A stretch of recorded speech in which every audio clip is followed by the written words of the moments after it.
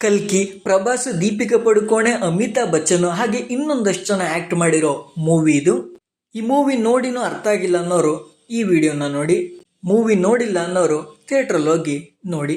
Direct ಕತೆಗೆ ಬಂದ್ಬಿಡೋಣ, ಅಷ್ಟರಲ್ಲಿ subscribe ಮಾಡ್ಕೊಂಬಿಡಿ. ಈ ಕತೆ ಶುರುವಾಗೋದು ಮಹಾಭಾರತದ ಅಂತ್ಯದಿಂದ. ಪಾಂಡವರ ವಂಶದ ಕುಡಿ ಉತ್ತರನ ಹೊಟ್ಟೆಯಲ್ಲಿ ಬೆಳೀತಾ ಇರುತ್ತೆ. ಅದು ಬೆಳಿಲೇಬಾರ್ದು, ಅವ್ರ ವಂಶ ಇಲ್ಲಿಗೆ ನಿರ್ವಂಶ ಆಗಬೇಕು ಅಂತ ಅಶ್ವತ್ಥಾಮ ಇನ್ನು ಹುಟ್ಟದ ಮಗುನ ಸಾಯಿಸ್ಬಿಡ್ತಾನೆ. ಇದು ಅಧರ್ಮ ಅಂತ ಕೃಷ್ಣ ಆ ಕಾಡು ಕಿಳಿತಾನೆ. ಅದು ಅಶ್ವತ್ಥಾಮಂಗೂ ಗೊತ್ತಾಗುತ್ತೆ. ನಾನು ಮಾಡಿರೋ ತಪ್ಪಿಗೆ ಪ್ರಾಯಶ್ಚಿತ ಇಲ್ವಾ ಅಂತ ಕೇಳ್ತಾನೆ. ಅದಕ್ಕೆ ಕೃಷ್ಣ, ಒಂದಿನ ಪಾಂಡವರು ಅಂತ್ಯರಾಗ್ತಾರೆ, ಈ ಯುಗ ಕೂಡ ಮುಗಿಯೋದಿಕ್ಕೆ ಬಂದಿದೆ, ಮುಂದಿನ ಯುಗ ಬರುತ್ತೆ, ಕಲಿ ಬರ್ತಿದ್ದಾನೆ, ಅವಾಗ ನಾನು ಇನ್ನೊಂದು ರೂಪ ಎತ್ತಿ ಬರ್ತೀನಿ, ಅವಾಗ ನೀನು ನನ್ನನ್ನು ಕಾಪಾಡಬೇಕು, ಅಲ್ಲಿವರೆಗೂ ನೀನು ಸಾಯ್ದೇನೆ, ನಿನ್ನ ಗಾಯಗಳು ಮಾಸ್ದೇನೆ, ನೀನೊಬ್ಬನೇ ಇದನ್ನೆಲ್ಲನೂ ಅನುಭವಿಸ್ಬೇಕು ಅಂತ ಶಾಪ ಕೊಡ್ತಾನೆ. ಈ ಕತೆ ಮುಗಿದು 100 ದಿನ ಕಳೆದು 100 ವರ್ಷಗಳ ಕಳೆದು ಕೃಷ್ಣ ಹೇಳಿದ್ದ ವರ್ಷ ಬಂದೇ ಬಿಡುತ್ತೆ. ಅಂದ್ರೆ 6000 ವರ್ಷಗಳ ನಂತರ. ಅವಾಗ ಇಡೀ ಭೂಮಿನೇ ಬರ್ಡ್ ಭೂಮಿ ಆಗ್ಬಿಟ್ಟಿರುತ್ತೆ. ಮರಗಳಿಲ್ಲ, ಮನೆಗಳಿಲ್ಲ, ಮಳೆ ಬಂದು ಯಾವುದೋ ಕಾಲಗಳಾಗ್ಬಿಟ್ಟಿರುತ್ತೆ, ಕುಡಿಯೋಕ್ಕೂ ನೀರಿರೋದಿಲ್ಲ, ಹಾಗೆ ಅಲ್ಲಿ ಗಾಳಿ ಕುಡಿಯೋದಕ್ಕೂ ಕೂಡ ಆಗ್ತಾ ಇರೋದಿಲ್ಲ ಅಂತ ಪರಿಸ್ಥಿತಿ ಬಂದ್ಬಿಟ್ಟಿರುತ್ತೆ.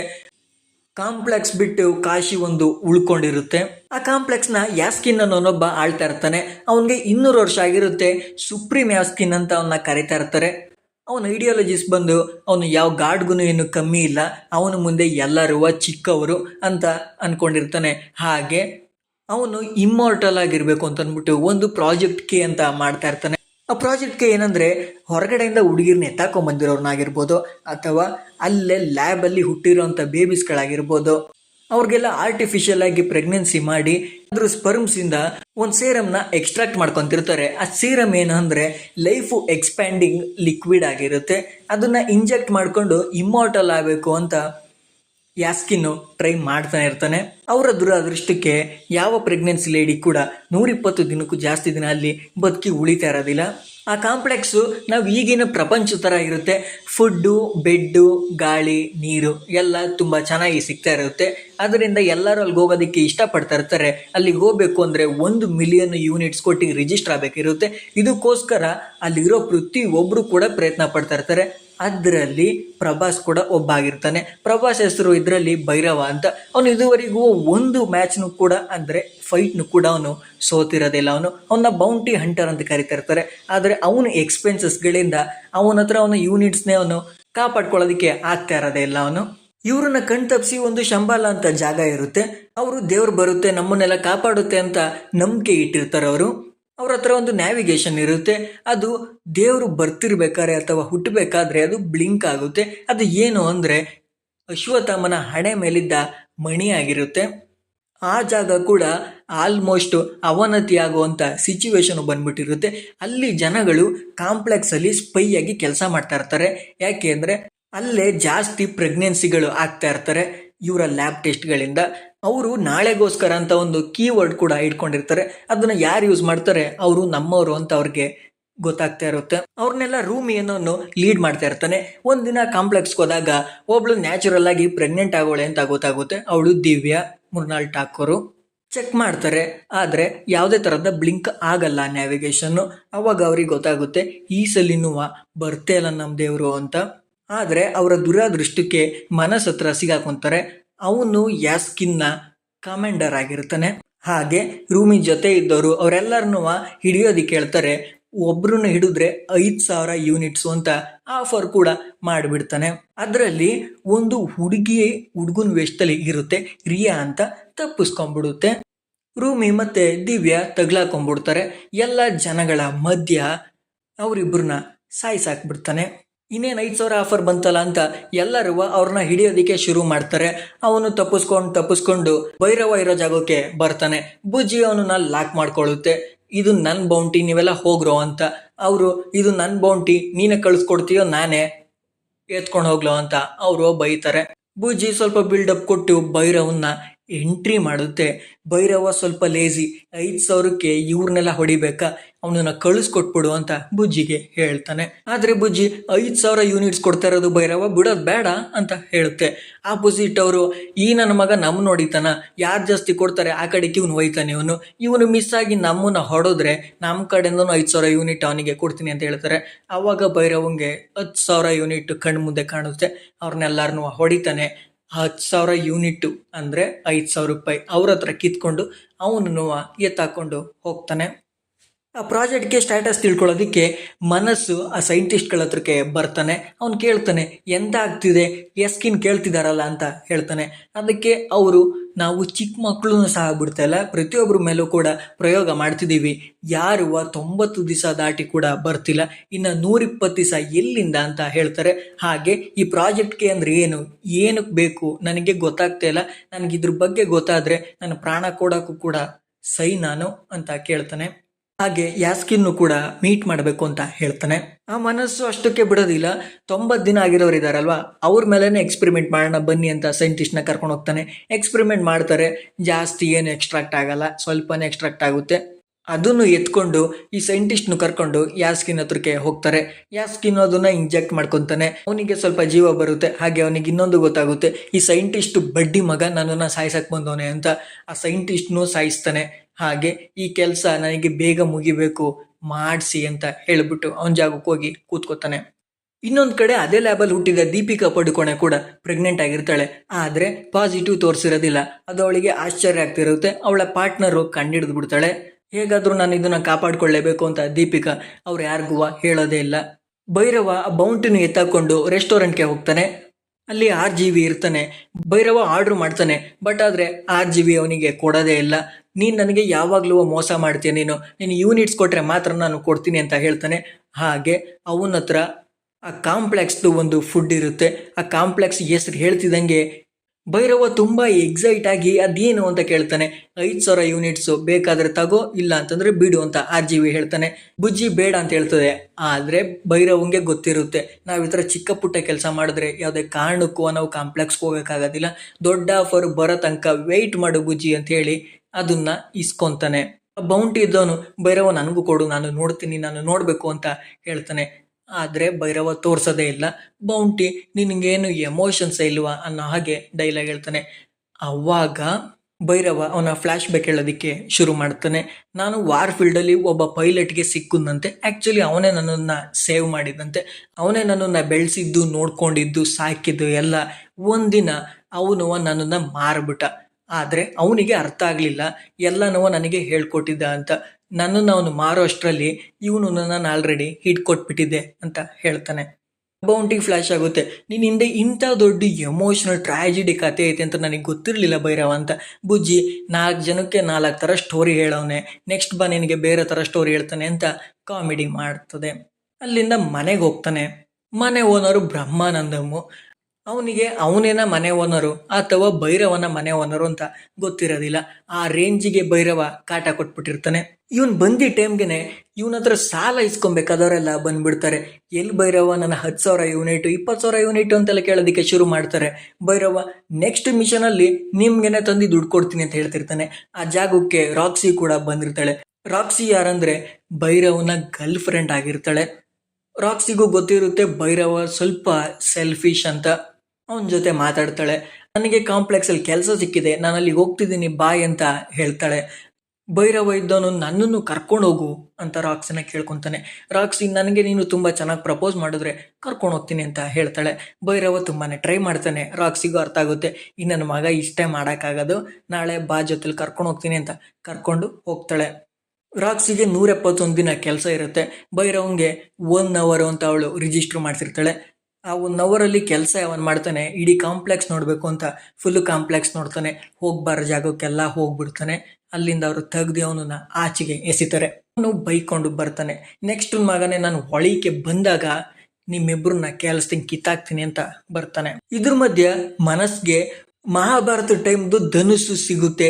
ಅದನ್ನ ಕ್ರೈನಲ್ಲಿ ಎತ್ಕೊಂಡು ಕಾಂಪ್ಲೆಕ್ಸ್ಗೆ ತಗೊಂಡೋಗ್ತಾನೆ. ದೀಪಿಕಾ ಪ್ರೆಗ್ನೆಂಟ್ ಆಗಿರೋದು ಕೂಡ ಗೊತ್ತಾಗ್ಬಿಡುತ್ತೆ. ಅವಳನ್ನು ಎಕ್ಸ್ಪೆರಿಮೆಂಟ್ಗೆ ತಗೊಂಡೋಗ್ತಾರೆ. ಅದ್ರ ಒಳಗೆ ಕಳಿಸ್ತಾರೆ. ಆ ಎಕ್ಸ್ಪೆರಿಮೆಂಟ್ ಆದಮೇಲೆ ಎಕ್ಸ್ಪೆರಿಮೆಂಟ್ ಮಷಿನ್ ಕೆಳಗಡೆ ಒಂದು ಪೈಪ್ ಲೈನ್ ಇರುತ್ತೆ. ಆ ಪೈಪ್ ಲೈನ್ ಡೈರೆಕ್ಟ್ ಬೆಂಕಿ ಒಳಿಕೆ ಎಸಿತಾ ಇರುತ್ತೆ. ಹಾಗೆ ದೀಪಿಕಾ ಕೂಡ ಎಕ್ಸ್ಪೆರಿಮೆಂಟ್ ಆಗ್ತಾಗ ಇವಳಿಂದನೇ ಆ ಸೇರಮು ಎಕ್ಸ್ಟ್ರಾಕ್ಟ್ ಆಗೋದು ಅಂತ ಗೊತ್ತಾಗುತ್ತೆ. ಆ ಕಾಂಪ್ಲೆಕ್ಸ್ ಕೂಡ ನಡ್ಗೋದಿಕ್ಕೆ ಶುರು ಆಗುತ್ತೆ.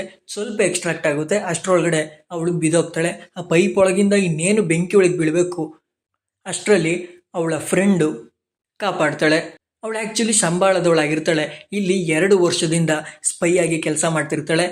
ಈ ದೀಪಿಕನಲ್ಲಿ ಆಗ್ತಿದ್ದ ಗ್ರೋತ್ ಎಲ್ಲ ನೋಡಿ ಆ ಸಂಬಳದ ಜನಗಳಿಗೆ ಒಂದು ಸಿಗ್ನಲ್ ಆಗಿ ಕೊಟ್ಟಿರ್ತಾಳೆ. ಅವಳು ದೀಪಿಕನ್ನ ಹೇಗೋ ಆ ಜಾಗದಿಂದ ಕಾಪಾಡ್ತಾಳೆ, ಆದರೆ ಅವಳು ಸತ್ತೋಗ್ಬಿಡ್ತಾಳೆ. ರಿಯಾನ ಹುಡುಗನ ವೇಷದಲ್ಲಿ ಇರುತ್ತಲ್ಲ, ಆ ಮಗು ಕೂಡ ತಗ್ಲಾಕೊಂಡ್ಬಿಡುತ್ತೆ. ಅವರಿಂದ ತಪ್ಪಿಸ್ಕೊಂಡು ಬರ್ಬೇಕಾದ್ರೆ ಒಂದು ಸುರಂಗ ಮಾರ್ಗ ಥರ ಇರುತ್ತೆ, ಅಲ್ಲಿ ಬಿದ್ದೋಗ್ಬಿಡುತ್ತೆ. ಅಂದರೆ ಹಳೆ ದೇವಸ್ಥಾನ ಮುಚ್ಚೋಗಿರುತ್ತೆ. ಅಲ್ಲಿ ಆ ಜಾಗದಲ್ಲಿ ಅಶ್ವತ್ಥಾಮ ಜೀವಿಸ್ತಾ ಇರ್ತಾರೆ. ಆ ಜಾಗಕ್ಕೂ ಕೂಡ ಅವರು ಹುಡಿಕೊಂಡ್ಬರ್ತಾರೆ. ಆದರೆ ಅಶ್ವತ್ಥಾಮ ಈ ಚಿಕ್ಕ ಹುಡುಗಿನ ಕಾಪಾಡ್ಬಿಡ್ತಾರೆ. ದೀಪಿಕಾ ಪೈಪ್ಸು ಟನಲ್ಸ್ಗಳಿಂದ ಹೇಗೋ ಬಚಾವಾಗಿ ಬರ್ತಾರೆ. ಆದರೆ ಕಾಂಪ್ಲೆಕ್ಸಿಂದ ಹೊರಗೆ ಬರಬೇಕಾದ್ರೆ ಆ ದೊಡ್ಡ ಟನಲ್ ಇರುತ್ತೆ, ಅಲ್ಲಿ ಫೈರ್ಸ್ಗಳೆಲ್ಲ ಬರ್ತಾ ಇರುತ್ತೆ. ಅದ್ರ ಮಧ್ಯೆ ತಪ್ಪಿಸ್ಕೊಂಬರೋದು ತುಂಬಾ ಕಷ್ಟ ಆಗಿರುತ್ತೆ. ಅವಳಿಗೆ ಒಂದು ಹೆಜ್ಜೆ ಬಿಟ್ಟರೆ ಸಾಕು ಫೈರ್ಸ್ ಬರ್ತಾ ಇರುತ್ತೆ. ಆದರೂ ಅವಳು ಮನ್ಸು ಮಾಡಿ ಅಲ್ಲಿಂದ ಬರ್ತಾಳೆ. ಇದನ್ನ ಮಹಾಭಾರತಕ್ಕೆ ಕಂಪೇರ್ ಮಾಡಿಕೊಂಡ್ರೆ ಕೃಷ್ಣ ಹೇಗೆ ನೀರೊಳಗಡೆಯಿಂದ ಸೇಫ್ ಆದ, ಮೀನ್ಸ್ ಮಗು ಕೃಷ್ಣ, ಹಾಗೆ ದೀಪಿಕನೊಳಗಿರೋ ಮಗು ಸೇಫ್ ಆಗುತ್ತೆ. ಆ ನ್ಯಾವಿಗೇಷನ್ ಮಣಿ ಕೂಡ ರಿಯಾ ಅನ್ನೋ ಹುಡುಗಿ ಹತ್ರ ಇರುತ್ತೆ. ಆ ಫೈಟಲ್ಲಿ ಅಶ್ವತ್ಥಾಮಂಗೆ ಅದು ಸಿಗುತ್ತೆ. ಆ ಮಣಿ ಬ್ಲಿಂಕ್ ಆಯ್ತಾ ಇರೋದನ್ನ ನೋಡಿ, ಹಾಗೆ ಆ ಮಣಿ ಮತ್ತೆ ಅಶ್ವತ್ಥಾಮಂಗೆ ಸಿಕ್ಕಿರೋದಕ್ಕೆ ಅಶ್ವತ್ಥಾಮ ಅನ್ಕೊಂತಾನೆ ಕಲ್ಕಿಯ ಆಗಮನ ಆಗ್ತಿದೆ, ಅವನನ್ನು ನಾನು ಕಾಪಾಡೋ ಟೈಮು ಬಂದಿದೆ ಅಂತ. ಭೈರವ ಪಾಪ ಕಾಂಪ್ಲೆಕ್ಸ್ ಇಂದ ಎತ್ತಿ ಹೊರಕ್ಕೆ ಹಾಕ್ಬಿಟ್ಟಿರ್ತಾರೆ. ಅವನು ಬೇಜಾರಲ್ಲಿ ರೆಸ್ಟೋರೆಂಟ್ ಹತ್ರ ಕೂತಿರ್ತಾನೆ. ಅಲ್ಲೊಬ್ಬ ಭವಿಷ್ಯ ಹೇಳೋನು ಇರ್ತಾನೆ, ಪ್ಯಾರಟ್. ಅದು full ultra modern technical robot parrot. ಅದು 50 ಯೂನಿಟ್ಸ್ ಕೊಟ್ಟು ಅವನ ಭವಿಷ್ಯ ಹೇಗಿದೆ ಅಂತ ಕೇಳ್ತಾನೆ. ಅದು ಯಾವತ್ತೂ ಎತ್ತಿಲ್ದನೆ ಇರೋಂಥ ಒಂದು ಕಾರ್ಡ್ನ ಎತ್ತುತ್ತೆ. ಅದನ್ನ ನೋಡಿ ಭವಿಷ್ಯ ಹೇಳ್ತಾನೆ, ನಿನ್ಗೆ ಫ್ಯೂಚರು ತುಂಬಾನೇ ಚೆನ್ನಾಗಿದೆ, ಆದರೆ ಸಿಕ್ಕಾಪಟ್ಟೆ ಕಷ್ಟ ಇದೆ, ಇವಾಗ್ಲಿಂದ ನಿನ್ನ ಲೈಫು ಚೇಂಜ್ ಆಗುತ್ತೆ ಅಂತ ಹೇಳ್ತಾನೆ. ಆಮೇಲೆ ನನ್ನ 50 ಯೂನಿಟ್ಸ್ ಕೊಡು ಅಂತ ಆ ಶಾಸ್ತ್ರದವನು ಕೇಳ್ತಾನೆ. ಭೈರವನ ಹತ್ರ ಕೊಡೋದಕ್ಕೆ ದುಡ್ಡು ಇರೋದಿಲ್ಲ. ದಿ ಗ್ರೇಟ್ ಭೈರವ ನಿನಗೆ ವಾಪಸ್ಸು ಕೊಡ್ತೇನೆ ಅಂತ ಹೇಳ್ತಿರ್ತಾನೆ. ಅದೇ ಟೈಮ್ಗೆ ಸಿಡಿಲ್ ಬಂದು ಹೊಡೆಯುತ್ತೆ. ಅಲ್ಲಿ ಪುರಾತನ ಕಾಲದ ಕಾಶಿದೇವರ ಕಾಲ ಭೈರವ ವಿಗ್ರಹ ಬೀಳೋದಿಕ್ಕೆ ಆಗುತ್ತೆ. ಭೈರವ ಅದನ್ನ ಇಟ್ಕೊಂತಾನೆ, ಅದನ್ನ ನಿಲ್ಲಿಸ್ತಾನೆ. ಅಲ್ಲಿ ಜನಗಳಿಗೆಲ್ಲ ಈ ಕಾಶಿನ ಕಾಪಾಡೋ ದೇವರು ಮತ್ತೆ ವಾಪಸ್ ಬಂದಿದ್ದಾನೆ ಅನ್ನೋ ಫೀಲ್ ಬಂದ್ಬಿಡುತ್ತೆ. ಅಶ್ವತ್ಥಾಮ ನನ್ನ ಸಮಯ ಬಂದಿದೆ ಅಂತ ದೀಪಿಕಾನ ಹುಡಿಕೊಂಡು ಹೋಗ್ತಾನೆ, ಅವಳನ್ನ ಕಾಪಾಡಬೇಕು ಅಂತ. ದೀಪಿಕಾನ ಶಂಬಾಲಾಗೆ ಕರ್ಕೊಂಡು ಹೋಗ್ತಾ ಇರ್ತಾರೆ ಅಲ್ಲಿಯ ಜನ. ಮನಸ್ಸು ಮತ್ತೆ ಅವನ ಟೀಮ್ಗೆ ಆ ಧನುಸ್ಸನ್ನ ನೋಡಿ ತುಂಬಾನೇ ಶಾಕ್ ಆಗ್ಬಿಟ್ಟಿರ್ತಾರೆ. ಇದೆಲ್ಲ ಪುರಾತನ ಕಾಲದ್ದು, ಈಗ ಮತ್ತೆ ಸಿಗ್ತಿದೆ ಅಂತಂದ್ರೆ ಯಾಕೋ ಟೈಮು ಸರಿ ಇಲ್ಲ ಅಂತ ಅವರಿಗೆ ಗೊತ್ತಾಗುತ್ತೆ. ಅಷ್ಟೇ ಅಲ್ಲ, ದೀಪಿಕಾ ಎಸ್ಕೇಪ್ ಆಗಿರೋದು ಕೂಡ ಗೊತ್ತಾಗಿ 1 ಮಿಲಿಯನ್ ಯೂನಿಟ್ಸ್ನ ಆಫರ್ ಮಾಡ್ತಾರೆ. ಅಂದರೆ ಅವಳನ್ನ ಎತ್ತಾಕೊಂಬಂದ್ರೆ ಡೈರೆಕ್ಟ್ ಕಾಂಪ್ಲೆಕ್ಸ್ಗೆ ಎಂಟ್ರಿ ಕೊಡ್ಬೋದು ಅಂತ. ಇನ್ನೇನು ಸಿಕ್ಕಿದೆ ಚಾನ್ಸ್ ಅಂತ ಅಂದ್ಬಿಟ್ಟು ಎಲ್ಲರೂ ಹುಡ್ಕೋದಿಕ್ಕೆ ಶುರು ಮಾಡ್ತಾರೆ. ಅವ್ರಿಗೊಂದು ಸಿಗ್ನಲ್ ಗೊತ್ತಾಗುತ್ತೆ ಇವಳು ಇರೋ ಜಾಗ ಎಲ್ಲಿ ಅಂತ. ಎಲ್ಲರೂ ಅಟ್ಯಾಕ್ ಮಾಡ್ತಾರೆ. ಹಾಗೆ ಭೈರವ ಕೂಡ ಅಟ್ಯಾಕ್ ಮಾಡಿರ್ತಾನೆ, ಅವನು ಹೋಗ್ಬೇಕಲ್ಲ ಕಾಂಪ್ಲೆಕ್ಸಿಗೆ. ಅವರೆಲ್ಲರನ್ನೂ ಹೊಡೆದು ದೀಪಿಕನ್ನ ಕಾಪಾಡೋ ಸಮಯದಲ್ಲಿ ಕೈರಾ ಅನ್ನೋ ಒಂದು ಹುಡುಗಿ ಕೂಡ ಸತ್ತೋಗುತ್ತೆ. ಆದರೆ ಅಟ್ಯಾಕ್ ಮಾಡಿದವರೆಲ್ಲರನ್ನೂ ಭೈರವ ಹೊಡೆದಾಕ್ಬಿಡ್ತಾನೆ. ಕಾರಣ ಇವರೆಲ್ಲ ಎತ್ತಾಕೊಂಡು ಹೋಗ್ಬಿಟ್ರೆ ನಾನು ಹೋಗೋಕ್ಕಾಗೋದಿಲ್ವಲ್ಲ ಅಂತ. ಬಟ್ ಭೈರವ ಕೂಡ ಎತ್ತಾಕೊಂಡು ಹೋಗೋಕ್ಕಾಗೋದಿಲ್ಲ. ಆ ಟೈಮ್ಗೆ ಅಶ್ವತ್ಥಾಮ ಬಂದಿರ್ತಾನೆ. ಅಶ್ವತ್ಥಾಮ ಎಲ್ಲರನ್ನೂ ಹೊಡಿತಾನೆ, ಈವನ್ ಭೈರವನ್ನು ಸೇರಿಸಿ ಬಡ್ದಿ ಕೆಚ್ಚಾಕ್ಬಿಟ್ಟು ದೀಪಿಕಾನ ಶಂಬಲಾಗೆ ಕರ್ಕೊಂಡು ಹೋಗ್ತಾರೆ. ಆ ಶಂಬಲಲ್ಲಿ ಮರಿಯಮ್ಮ ಅಂತ ಒಬ್ರು ಇರ್ತಾರೆ. ಆ ಶಂಬಲನ ಅಲ್ಲಿ ಜನಗಳನ್ನ ಚೆನ್ನಾಗಿ ನೋಡ್ಕೊಂತಿರ್ತಾರೆ. ಅವರು ದೀಪಿಕಾನು ಕೂಡ ಚೆನ್ನಾಗಿ ನೋಡ್ಕೊಂತಾರೆ. ಅವರಿಗೆ ಗೊತ್ತಿರುತ್ತೆ ದೇವರು ಈ ದೀಪಿಕನ ಮುಖಾಂತರ ಬರ್ತಿದೆ ಅಂತ. ದೀಪಿಕಾ ಕೈಗೆ ಸಿಗ್ಲಿಲ್ಲ. ಒಬ್ಬ ಮುತ್ಕ ಅಂದ್ರೆ ಅಶ್ವತ್ಥಾಮ ದೀಪಿಕಾನ ಕರ್ಕೊಂಡು ಹೊಂಟೋದ ಅಂತ ಮನಸ್ ಟೀಮ್ ಅವ್ರಿಗೆ ವಿಷಯ ಗೊತ್ತಾಗುತ್ತೆ. ಆದರೆ ಆ ಧನುಸ್ನ ಇಟ್ಕೊಂಡು ಮನಸ್ ಟೀಮ್ ಅವರು ಆಲ್ರೆಡಿ ರಿಸರ್ಚ್ ಮಾಡೋದಕ್ಕೆ ಶುರು ಮಾಡಿರ್ತಾರೆ. ಇದು ಮಹಾಭಾರತದ ಕಾಲದಲ್ಲಿ ಯೂಸ್ ಮಾಡ್ತಿದ್ದು. ಆ ಯುಗ ಮುಗ್ದೋದಾಗ್ಲಿಂದ ಇದಕ್ಕೆ ಪವರ್ ಹೋಗ್ಬಿಟ್ಟಿದೆ, ಈಗ ಇದಕ್ಕೆ ಪವರ್ ಬರ್ತಾರೋ ಆಗಿದೆ ಅಂತ ಮನಸ್ ಟೀಮ್ ಅವರು ಹೇಳ್ತಾರೆ. ಅಷ್ಟೇ ಅಲ್ಲ, ಆ ಮುದ್ಕುನ ಹಣೆ ಮೇಲೆ ಒಂದು ಏನೋ ಹೊಳಿತಾ ಇರೋದ್ರ ಥರ ಇತ್ತು ಅಂತ ಕೂಡ ಗೊತ್ತಾಗುತ್ತೆ. ಆವಾಗ ಮನಸ್ ಟೀಮೋನಿಗೆ ಅರಿವಾಗುತ್ತೆ ಅದು ಅಶ್ವತ್ಥಾಮ ಅಂತ. ಯಾವಾಗಲೂ ಸಿಗ್ದೇ ಇರೋವಂಥ ಧನುಸು ಸಿಗ್ತಾ ಇರೋದು, ಹಾಗೆ 6 ವರ್ಷಕ್ಕೊಂದ್ಸಲಿ ಬರೋವಂಥ ನಕ್ಷತ್ರ ಬರ್ತಾ ಇರೋದು, ಇದೆಲ್ಲ ನೋಡ್ತಿದ್ರೆ ದೇವರು ಬರ್ತಾ ಇದ್ದಾನೆ ಅಂತ ಮನಸ್ ಟೀಮನು ಹೇಳ್ತಾನೆ. ಅದಕ್ಕೆ ಮನಸ್ಸಿದ್ದನು ಅವನ ಬಿಳಿ ಕುದುರೆನ್ ಬರ್ತಾನಂತಲ್ಲ ದೇವರು, ಈ ವಿಷಯ ಎಲ್ಲ ನಾನು ಕೇಳಿದ್ದೀನಿ ಅಂತ ನೆಗ್ಲೆಕ್ಟ್ ಮಾಡ್ತಾನೆ. ಅವಾಗ ಮನಸ್ ಟೀಮನು ಹೇಳ್ತಾನೆ, ನಮ್ಮ ಪೂರ್ವಜರು ತುಂಬಾ ಚೆನ್ನಾಗಿ ಹೇಳಿದ್ದಾರೆ, ಬಿಳಿ ಕುದುರೆ ಅಂತಂದ್ರೆ ತನ್ನ ನಕ್ಷತ್ರ ಅಶ್ವಿನಿ ನಕ್ಷತ್ರ 6000 ವರ್ಷಕ್ಕೆ ಒಂದು ಸಲ ಬರೋದದು. ಇನ್ನು ಸ್ವಲ್ಪ ದಿನಗಳಲ್ಲೇ ಎಲ್ಲ ಪ್ಲಾನೆಟ್ಗಳು ಒಂದಾಗಿ ಒಂದು ರೇರ್ ಎಕ್ಲಿಪ್ಸು ಫಾರ್ಮ್ ಆಗುತ್ತೆ, ಒಂದು ಡಾರ್ಕ್ ನೈಟ್ ಕ್ರಿಯೇಟ್ ಆಗುತ್ತೆ, ಈ ಯುಗನೇ ಮುಗಿಯುತ್ತೆ. ಅಷ್ಟರೊಳಗಡೆ ನಾವು ದೀಪಿಕನ ಹಿಡ್ದಿ ಆ ಮಗುನ ಸಾಯಿಸಾಕಿದ್ರೆ ಇನ್ನೂ 6000 ವರ್ಷ ಈ ಯುಗ ಹಾಗೆ ಇರುತ್ತೆ ಅಂತ ಹೇಳ್ತಾನೆ. ಅಶ್ವತ್ಥಾಮ ಭೈರವನ ಹೊಡೆದಿ ಎಸ್ತಿರ್ತಾನಲ್ಲ, ಭೈರವ ಅಲ್ಲೇ ಬಿದ್ದಿರ್ತಾನೆ. ಮನಸ್ಸು ಕಮಾಂಡರ್ಸ್ ಕೂಡ ಬಂದಿರ್ತಾರೆ ಅಲ್ಲಿಗೆ. ಈ ಭೈರವನಿಂದ ದೀಪಿಕಾ ಮಿಸ್ ಆಗಿದ್ದು ಅಂತ ಗೊತ್ತಾಗುತ್ತೆ. ಅದಕ್ಕೋಸ್ಕರ ಭೈರವನ್ನ ಬ್ಲಾಕ್ ಮಾಡಾಕ್ ಬಿಡ್ತಾರೆ. ಇನ್ನು ಲೈಫಲ್ಲೇ ನೀನು ಕಾಂಪ್ಲೆಕ್ಸ್ಗೆ ಬರೋಕ್ಕಾಗಲ್ಲ ಅಂತ ಮಾಡಿಬಿಡ್ತಾರೆ. ಆದರೆ ಭೈರವ ಅವರಿಗೆ, ನಾನು ಇದುವರೆಗೂ ಒಂದೇ ಒಂದು ಫೈಟ್ನು ಕೂಡ ನಾನು ಸೋತಿಲ್ಲ, ನನ್ನ ರೆಕಾರ್ಡ್ ಕೂಡ ಚೆಕ್ ಮಾಡಿ ನೋಡ್ಕೊಳ್ಳಿ, ನನಗೆ ಒಂದು ಚಾನ್ಸ್ ಕೊಡಿ, ಅವಳನ್ನ ನಾನು ಕರ್ಕೊಂಬರ್ತೀನಿ, ಅಲ್ಲಿ ಯಾರು ಕೂಡ ಆ ವಯ್ಯನ್ನ ಮುಟ್ಟಕ್ಕಾಗಲ್ಲ, ನನಗೊಂದು ಚಾನ್ಸ್ ಕೊಡಿ ಅಂತ ಕೇಳ್ತಾನೆ. ಅವರು ಅವನ ರೆಕಾರ್ಡ್ಸ್ ನೋಡಿ, ತಗೋ ಮಗನೇ ನಿನ್ಗೊಂದು ಚಾನ್ಸ್ ಅಂತ ಕೊಡ್ತಾರೆ. ಭೈರವನ್ಗೆ ಇನ್ನೇನು ಉಳಿದಿರೋದಿಲ್ಲ, ಇದೊಂದು ಚಾನ್ಸ್ ಬಿಟ್ಟು. ಆದರೆ ಅವನ ಅದೃಷ್ಟ ಅನ್ನೋ ಹಾಗೆ ಅವ್ನು ಫಸ್ಟ್ ಒಂದು ಬೌಂಟಿ ನೋಡ್ದಿರ್ತಾನಲ್ಲ, ಅವನು ಇವ್ರ ಜೊತೆನೇ ಇರ್ತಾನೆ. ಅವನು ಶಂಬಾಲದವನವನು. ಅವನು ಸ್ಟಾರ್ಟಿಂಗಿಂದನೂ ಹೇಳ್ಕೊಂಬರ್ತಾ ಇರ್ತಾನೆ ಭೈರವನ್ಗೆ, ನೀನು ತುಂಬಾ ಒಳ್ಳೆಯವ, ನೀನು ನಮ್ಮ ಜನಗಳ ಜೊತೆ ಸೇರ್ಕೊ ಅಂತ. ಭೈರವ ಅದನ್ನ ಯೂಸ್ ಮಾಡ್ಕೊತಾನೆ. ಆದರೆ ದೀಪಿಕಾ ಶಂಬಾಲಕ್ಕೆ ಬರ್ತಿದ್ದಂಗೆ ಅಲ್ಲಿ ಒಂದು ಪುರಾತನ ಮರ ಇರುತ್ತೆ. ಆ ಮರ ಒಣಗೋಗಿ ಬೀಳೋ ಅಂತ ಮರ ಕೂಡ ಚಿಗುರೋದಕ್ಕೆ ಶುರುವಾಗುತ್ತೆ. ಅಲ್ಲಿ ಮಳೆ ಬರೋದಕ್ಕೂ ಕೂಡ ಶುರುವಾಗುತ್ತೆ. ಎಲ್ಲರೂ ತುಂಬಾ ಖುಷಿಯಿಂದ ಇರ್ತಾರೆ. ಹಾಗೆ ಅವಳನ್ನ ರಾಣಿ ಥರ ನೋಡ್ಕೊತಿರ್ತಾರೆ. ಆದರೆ ಅಶ್ವತ್ಥಾಮಂಗೆ ಸರಿ ಹೋಗ್ತಾ ಇಲ್ಲ ಅಂತ ಕಾಡ್ತಾ ಇರುತ್ತೆ. ಅಷ್ಟೇ ಅಲ್ಲ, ದೀಪಿಕಂಗೆ ಇವರೆಲ್ಲ ಯಾಕೆ ಹಿಂಗೆ ನೋಡ್ತಿದ್ದಾರೆ, ನನಗಿದು ಇಷ್ಟ ಆಗ್ತಾ ಇಲ್ಲ ಅಂತ ಕೂಡ ಅವಳಿಗೆ ಅನ್ನಿಸ್ತಾ ಇರುತ್ತೆ. ಅಶ್ವತ್ಥಾಮನ ಹತ್ರ ಅವಳು ಶೇರ್ ಮಾಡ್ಕೊತಾಳೆ. ಅಶ್ವತ್ಥಾಮ ಏನೇನು ನಡೆದೈತೆ ಇದುವರೆಗೆ, ಮುಂದೆ ಏನು ನಡಿಬೇಕಿದೆ ಅಂತ ಕೂಡ ದೀಪಿಕಂಗೆ ಹೇಳ್ತಾನೆ. ಅಶ್ವತ್ಥಾಮನ್ ಜೊತೆ ಅರಿಯಾನ ಹುಡುಗಿ ಕೂಡ ಇರುತ್ತೆ. ಆ ಹುಡುಗಿ ಹೇಳುತ್ತೆ, ತಾತ ಕೈಯಲ್ಲಿ ಹಿಡಿದಿರೋ ದೊಣ್ಣೆನ ಎಸ್ಬಿಟ್ಟು ಈಗ ಹೊಸದಾಗಿ ಎಂತೆಂಥವೋ ಬಂದಿದೆ, ಅದನ್ನ ಯೂಸ್ ಮಾಡ್ಬೋದಲ್ಲ ನೀನು ಅಂತ ಸುಮ್ಮನೆ ಕಿಂಡಲ್ ಮಾಡುತ್ತೆ. ಅವಾಗ ಅಶ್ವತ್ಥಾಮ, ಇದು ಮಾಮೂಲಿ ದಂಡ ಅಲ್ಲ, ಪುರಾತನ ಕಾಲದಲ್ಲಿ ಯುದ್ಧ ಮಾಡಿದಂಥ ದಂಡ, ಈಗ ಇದಕ್ಕೆ ಪವರ್ ಇಲ್ಲ ಅಂತ ಹೇಳ್ತಾನೆ. ಅದಕ್ಕೆ ಆ ಚಿಕ್ಕ ಹುಡುಗಿ ಇದ್ದಿದ್ದು, ಹೇಗಿತ್ತು ನಿಮ್ಮ ಯುದ್ಧ, ಇಲ್ಲಿಗಿನ್ನ ತುಂಬ ಕಷ್ಟವಾಗಿತ್ತ, ಏನೇ ಆದ್ರೂ ನಿಮ್ಮನ್ನ ಅಲ್ಲಿ ಯಾರು ಮೀರ್ಸಕ್ಕಾಗ್ತಾ ಇರೋದಿಲ್ಲ, ಅಂತ ದೊಡ್ಡ ಗ್ರೇಟ್ ಫೈಟರ್ ನೀವು ಅಂತ ಹುಡುಗಿ ಹೇಳುತ್ತೆ. ಅದಕ್ಕೆ ಅಶ್ವತ್ಥಾಮ, ಇಲ್ಲ, ನಾನು ಅವಾಗ ಅಸಹಾಯಕ ಸ್ಥಿತಿನಲ್ಲಿ ಬಿದೋಗಿದ್ದೆ, ನನ್ನ ಮೇಲೆ ಅರ್ಜುನ ಶಸ್ತ್ರ ಬಿಟ್ಟಿದ್ದ, ಆದರೆ ಅರ್ಜುನನ ಮೆಟ್ಟಿ ನಿಲ್ಲೋ ಅಂತ ಇನ್ನೊಬ್ಬ ವೀರ ಇದ್ದ, ಅವನು ನನ್ನ ಗೆಳೆಯನಾಗಿದ್ದ ಅಂತ ಅಶ್ವತ್ಥಾಮ ಹೇಳ್ತಾನೆ. ಅದಕ್ಕೆ ರಿಯಾ, ಅರ್ಜುನನ ಮೆಟ್ಟಿ ನಿಲ್ಲ ಅಂತವನ್ನ, ಹಾಗಾದರೆ ಅವನೇನಾದ ಅಂತ ಕೇಳ್ತದೆ. ಅದಕ್ಕೆ ಅಶ್ವತ್ಥಾಮ, ಅವನ ಕರ್ಮ ಅವನನ್ನ ಉಳಿಸ್ಲಿಲ್ಲ, ಅವನ ದಂಡನೆ ಇದು, ಇವಾಗ ಪವರ್ ಕಳ್ಕೊಂಡು ಮಾಮೂಲಿ ದಂಡ ಆಗಿದೆ ಇದು ಅಂತ ಹೇಳ್ತಾನೆ ಅಶ್ವತ್ಥಾಮ. ಇನ್ನೊಂದು ಕಡೆ ಭೈರವ ಅವನು ಕೆಟ್ಟೋಗಿರೋ ಗಾಡಿನ ರೆಡಿ ಮಾಡಿಕೊಂಡು ಆ ಬೌಂಟಿ ಜೊತೆ ಶಂಬಾಳಕ್ಕೆ ಬರ್ತಾನೆ. ಆದರೆ ಭೈರವ ಬಂದಿದ್ದು ಉದ್ದೇಶ ದೀಪಿಕನ ಎತ್ತಾಕೊಂಡು ಹೋಗೋದ್ರಿಂದ ಆ ಬೌಂಟಿಗೂ ಕೂಡ ಮೋಸ ಮಾಡ್ತಾನೆ, ಹಾಗೆ ಅಲ್ಲಿ ಜನಕ್ಕೂ ಕೂಡ ಮೋಸ ಮಾಡ್ತಾನೆ. ದೀಪಿಕನ ಅಶ್ವತ್ಥಾಮನ ರೂಪದಲ್ಲಿ ಹೋಗಿ ಎತ್ತಾಕೊಂಡು ಹೋಗೋದಕ್ಕೆ ಹೋಗ್ತಾನೆ. ಆದರೆ ಅಶ್ವತ್ಥಾಮ ಅವನನ್ನ ಹಿಡಿದು ಬಿಡ್ತಾನೆ. ದೊಡ್ಡ ಯುದ್ಧ ಆಗುತ್ತೆ, ಫೈಟ್ ಆಗುತ್ತೆ. ಆದರೆ ಈ ಸಲ ಭೈರವ ತುಂಬಾನೇ ಪ್ರಿಪೇರ್ ಆಗಿ ಬಂದಿರ್ತಾನೆ, ಯಾಕೆಂದ್ರೆ ಇದು ಅವನಿಗೆ ಲಾಸ್ಟ್ ಆಪ್ಷನ್ ಆಗಿರುತ್ತೆ. ಆದರೆ ಅಶ್ವತ್ಥಾಮಂಗೆ ಸಾವೇ ಇರೋದೇ ಇಲ್ಲ. ಭೈರವ ಎಷ್ಟು ಟ್ರೈ ಮಾಡಿದ್ರು ಅಶ್ವತ್ಥಾಮನ ಏನೂ ಮಾಡ್ಕೊಳ್ಳೋದಕ್ಕೆ ಆಗ್ತಾನೆ ಇರೋದಿಲ್ಲ. ಇದೇ ಟೈಮ್ಗೆ ಮನಸ್ಸು ಕಮಾಂಡರ್ಸ್ ಕೂಡ ಬಂದ್ಬಿಡ್ತಾರೆ. ಅವರಿಗೂ ಈ ಶಂಬಾಲದ ಜನಗಳಿಗೂ ಯುದ್ಧ ಶುರುವಾಗುತ್ತೆ, ದೊಡ್ಡ ಹೊಡೆದಾಟನೇ ಶುರುವಾಗುತ್ತೆ. ದೀಪಿಕನ ಉಳಿಸ್ಕೊಳ್ಳೋದಕ್ಕೆ ಇಡೀ ಊರೇನೆ ನಿಲ್ಲುತ್ತೆ. ಅಂದರೆ ಮನಸ್ಸು ಇಡೀ ಊರ್ನೇನೆ ಸರ್ವನಾಶ ಮಾಡಿಬಿಡ್ತಾನೆ. ದೀಪಿಕನು ಲಾಕ್ ಮಾಡ್ಕೊತಾನೆ. ಅವನ ವೆಹಿಕಲ್ಗೆ ದೀಪಿಕನ ಹಾಕೊಬೇಕು. ಅಷ್ಟೊತ್ತಿಗೆ ಮರಿಯಮ್ಮ ಬಂದು ದೀಪಿಕನ ಕಾಪಾಡ್ತಾಳೆ. ಆದರೆ ದೀಪಿಕಾ ಅದೇ ಹೈಟಿಂದ ಕೆಳಗೆ ಬಿದ್ದು ಬಿಡ್ತಾಳೆ. ಇನ್ನೇನು ಕೆಳಗೆ ಬೀಳಬೇಕು ಫುಲ್ಲು, ಆ ಟೈಮ್ಗೆ ಅಶ್ವತ್ಥಾಮ ದೀಪಿಕನ್ನ ಹಿಡ್ಕೊತಾನೆ. ಆದರೆ ದೀಪಿಕಾ ಅಶ್ವತ್ಥಾಮನ ಕೈಯಿಂದನೂ ಕಲ್ಚ್ಕೊಂಡ್ಬಿಡ್ತಾಳೆ. ಆದರೆ ಭೈರವ ಬರ್ತಾನೆ, ದೀಪಿಕನ ಹಿಡ್ಕೊತಾನೆ. ಯಾಕೆಂದರೆ ಅವನಿಗೂ ದೀಪಿಕನ ಅವಶ್ಯಕತೆ ಇದೆ. ಆ ಭೈರವನ್ನ ಅಶ್ವತ್ಥಾಮ ಹಿಡ್ಕೊಂಡು ದೀಪಿಕನೋ ಭೈರವನ್ನೋ ಇಬ್ಬರನ್ನೋ ಮೇಕೆ ಎತ್ತುತ್ತಾನೆ. ದೀಪಿಕನ ಸೇಫ್ ಮಾಡ್ತಾನೆ. ಭೈರವನ್ನ ಅಶ್ವತ್ಥಾಮ ಹೊಡಿತಾನೆ. ಭೈರವ ಬಿದ್ದೋಗ್ತಾನೆ. ಅವನಿಗೆ ಮತ್ತೆ ಎದ್ದೇಳಕ್ಕಾಗ್ದೇ ಇರೋಂಥ ಸಿಚುವೇಶನ್ಗೆ ಭೈರವ ಹೊಂಟೋಗ್ತಾನೆ. ಆ ಮನಸ್ಸಿದ್ದವನು ಅಶ್ವತ್ಥಾಮನು ಕೂಡ ಲಾಕ್ ಮಾಡಿಬಿಡ್ತಾನೆ. ಅಶ್ವತ್ಥಾಮ ಕೂಡ ಅಸಹಾಯಕ ಸ್ಥಿತಿಗೆ ಹೋಗ್ಬಿಡ್ತಾನೆ. ಮಹಾಭಾರತದಲ್ಲಿ ಅರ್ಜುನನ್ ಮುಂದೆ ಹೇಗೆ ಕೆಳಗೆ ಬಿದ್ದಿರ್ತಾನೆ ಆ ಥರ ಅಶ್ವತ್ಥಾಮ ಕೂಡ ಕೆಳಗೆ ಬಿದ್ದು ಬಿಟ್ಟಿರ್ತಾನೆ. ಇನ್ನೇನು ದೀಪಿಕನ ಎತ್ಕೊಂಡು ಹೋಗ್ಬೇಕು ಮನಸ್ಸು. ಆ ಟೈಮ್ಗೆ ಇಲ್ಲಿಂದ ಭೈರವಂಗೆ ಪವರ್ ಬಂದ್ಬಿಡುತ್ತೆ. ಹೇಗೆ ಅಂದರೆ ಕರ್ಣ ಬಂದು ಅಶ್ವತ್ಥಾಮನ್ನ ಅರ್ಜುನನ್ ಮುಂದೆ ಕಾಪಾಡ್ತಾನೋ ಅದೇ ಥರ ಭೈರವ ಬಂದು ದೀಪಿಕನ್ನ ಕಾಪಾಡ್ತಾನೆ. ಮನಸ್ಸನ್ನ ಹೊಡೆದಾಗ್ತಾನೆ. ಮನಸ್ಸು ಕಮಾಂಡ್ ಅವರೆಲ್ಲ ಕೆಳಗೆ ಬಿದ್ದೋಗ್ತಾರೆ. ಇನ್ನೇನು ದೀಪಿಕನ ತಾವು ಬಂದು ಅಶ್ವತ್ಥಾಮಗೆ ಒಪ್ಪಿಸ್ಬೇಕು.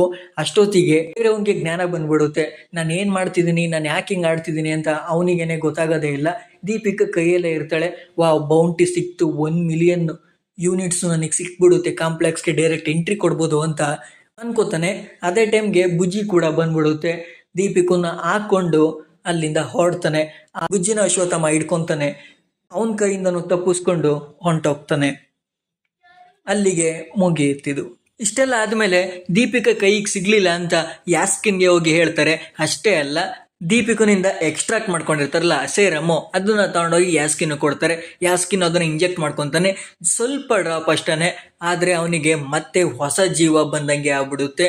ನೀವೇನು ತಲೆ ಕೆಡ್ಸ್ಕೊಂಬೇಡಿ ಯಾಸ್ಕಿನ್, ಈ ಸಲ ನಾವು ಹೋಗಿ ಎತ್ತಾಕೊಂಬರ್ತೀವಿ ಅಂತ ಅವರು ಹೇಳ್ತಾರೆ.